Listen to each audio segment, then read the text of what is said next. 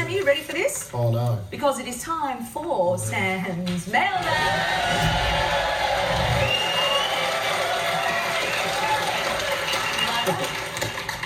Now this is from Percy of Toorak. Percy says... Percy. Mr. Newman, bet you won't read this out. Well, there's the first bet you've lost. I am a member of your much despised PC brigade, you know, the political correctness, and cannot believe that dog you showed last week is eligible to win a prize. The dog isn't. There he is, there's the dog.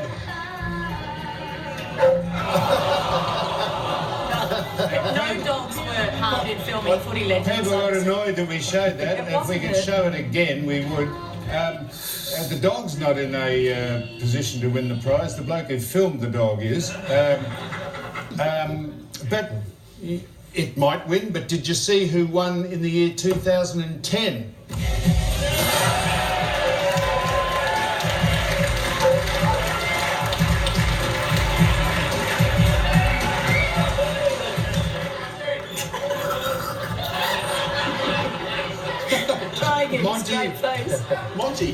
Monty managed to inflate that ball to 900 hectopascals. It was the size of a dirigible at the end of it. He floated out over the stadium. Still going around, Monty, isn't he? He is. You know, here's the thing. We got Monty onto the grand final show to give the person who filmed him or his owner a prize, and we gave him just a generic Sharon, and he wouldn't touch it. He had all his DNA and his... Yes, that's bodily fluids over the other one, so we had to get the other one. And did he go to town on the in the green? All right. In the green room after we're having a beer, he's pumping the ball up. No, this is still Percy says the show is full of turtles humping. See, he's not happy with the show. The show is full of turtles humping, frogs humping. Is this a footy show? Well, you may well ask. Of course it's not a footy show. Just tell me if Collingwood have a commemorative jumper for their 125th year anniversary. Well, I believe they're still, Percy, in the process of making it.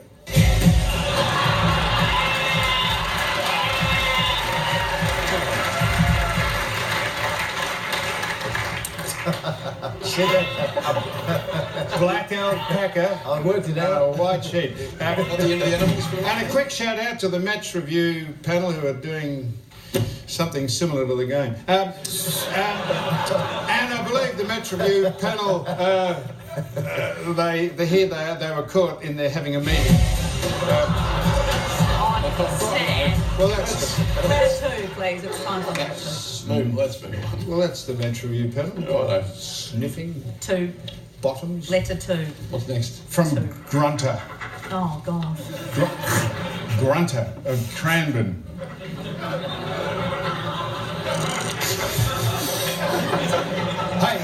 Hey, Fossil. Did ya see where Stevie J had his car nicked, then involved in a high-speed cop chase? Now, this is the story. This is Stevie's... This actually happened on the weekend. Yeah. Real? There's the McDonald's in the front seat of the car. That's it. And then Grunter says, since you are filthy rich, you must have had stuff stolen over the years. Spill the beans, Foss. Well, no. Have you had anything stolen? What a good question, Beth. Thank you. No, this is, I told you this, this is true. I didn't have my car stolen at the airport, but when I got there, it had been broken into. And now what would be the mindset of someone who'd break into your car, or some people, and they left unopened condoms all over the front seat and little chocolates? What is the significance of leaving chocolates and unopened condoms in your car? They didn't take the car. Didn't take the car. I don't know. I've since used. We have no idea. Don't know what the condoms. Blew them up at Christmas for balloons. The kid said, "What's that lump on the end of them?" I said, "That's the stand-on to get them off." Anything else? Since you filter, oh yeah, no, and I tell you, this is true. I had now this is true. I had with the person I used to go with. Be more specific. No, I'm not telling you her name. I'm not telling you her name. We bought a cat, a Russian blue, beautiful cat. Went out to Listerfield or Callista, some god named for sake was like at the end of the planet, and it cost a fortune to buy it. And we called it Eddie because it. Eddie Maguire? No, not Eddie Maguire. Sir Edmund Hillary, because he used to climb up things. And it climbed... Hillary. You called your cat after Sir Edmund Hillary. It was just an affectionate name for a pet. What a brainwave that was one day. Fair dinkum. Sitting around and thought, oh, Sir Edmund Hillary used to climb, maybe we'll call the cat Sir Edmund. Well, that's exactly right, Craig. That is exactly what we thought. And anyhow, it used to sit up, it had a favourite pole it used to sit on.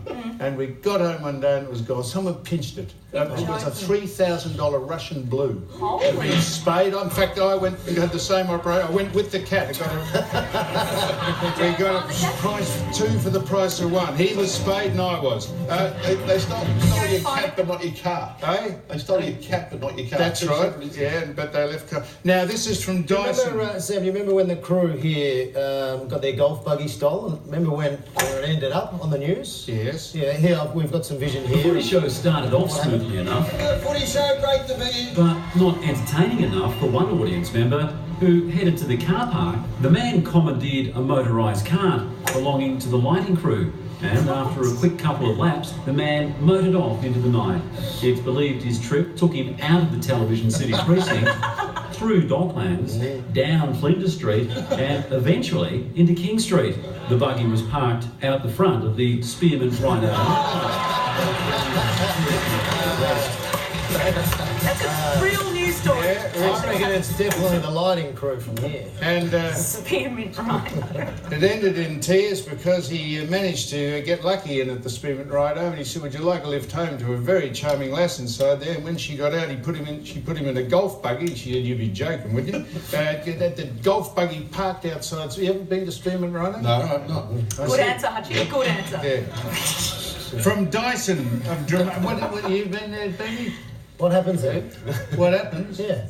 What happens? Zoo. Use your What have imagination. you been there? Next letter, please. Use your Touchy imagination. there, one more. Next letter, So please. actually, he was poll dancing. Letter, Sam. He wasn't pole dancing, he was girder dancing. Dear Sam from Dyson of Dramana, I read in the paper, or I read in the paper, where you aren't a very good parent. Oh, well. Oh, that was the headline.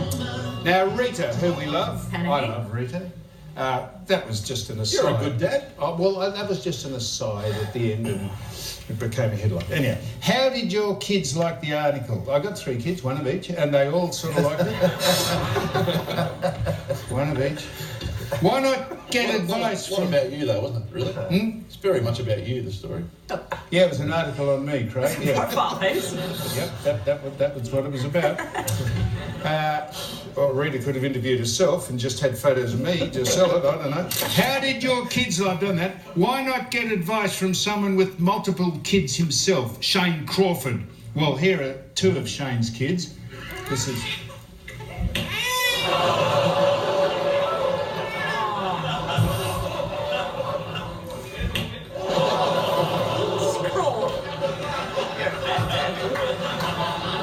That was filmed at my house on the weekend.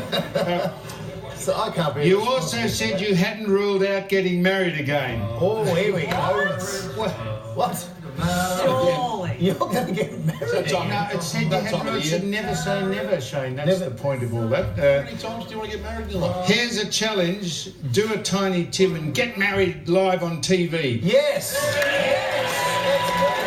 a great idea. And says Dyson, go out with a bang.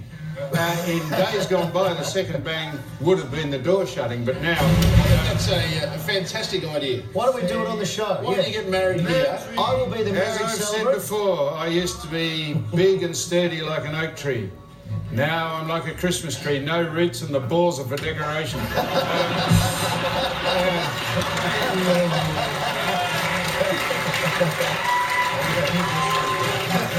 Anyhow, Why don't you get married? shut up, what? Come on, get married on the show. Rebecca could be your marriage.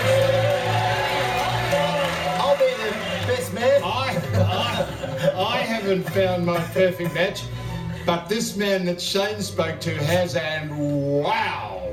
Give us a siren sound. Do you sound like that in bed? No. Oh, how do you sound in bed? That's all different again. Yep. Oh yeah, Patrick! Shut up, I'll walk down here anyway. She might have heard that. She might have been thinking you're up to no good. No, she comes down. Up here, honey! Dad! I'm looking at you. Hello. How are you? What is going on? Your husband has been up to no good. What your husband's been up to no good. He's been showing us his siren sound. Give us a siren. And then I said to him, how do you sound when you're in bed? And this is what he said. Oh yeah, bad man. Is that true? Yes. It is true.